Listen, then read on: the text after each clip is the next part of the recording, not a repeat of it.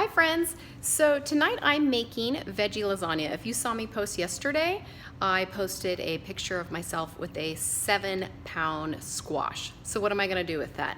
Well, I decided I'm going to make lasagna. So what I'm doing, instead of using the lasagna noodles, I cut the squash and I cut it just like noodles, and then I pre-cook it and I use my squash as the noodles. So it turns out so good. I've done it before. I've obviously never done it with a 7-pound squash because I've never come across a 7-pound squash. I've always just used the small noodles. So I'm going to show you all the ingredients that I am using, and then I'm going to throw it together, and when all is said and done, I'm going to post a picture of my finished lasagna. So this is my zucchini that I've cut into slices. I pre-cooked it because it takes a lot of water out. You can slice it and then make it into lasagna, but I highly recommend pre-cooking it. It takes so much water out. If you don't pre-cook it, it takes so much longer to cook it in the oven, and your lasagna is very watery and you're always having to take it out and drain it off. So I have my lasagna slices that I just pre-cooked in a skillet, or you could do it on a big cookie sheet. Then I also bought this eggplant. I was going to chop it into bits, and then I just decided also to slice it. So I'm going to be kind of layering the squash slices and eggplant squash slices. So these are taking the place of the traditional wheat lasagna noodles. So I have both of those. Then I have a onion and mushroom mix. Tomato sauce. This is ricotta cheese, Parmesan cheese, eggs, garlic, salt, and my herbs. I am using this Herbes de Provence.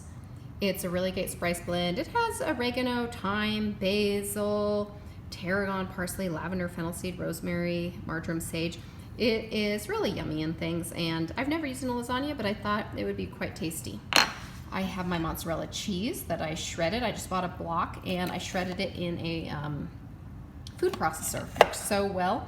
And if you don't know already, when you buy shredded cheese, they coat it with an ingredient so it doesn't stick. I personally don't like that, so if I can and when I can, I buy my block of cheese whole and I shred it myself. So easy if you have a food processor. I have lots of homegrown fresh basil, and so I'm then just going to layer this. This is a lot of ingredients, so I am expecting that I'm going to fill two full-size pans here.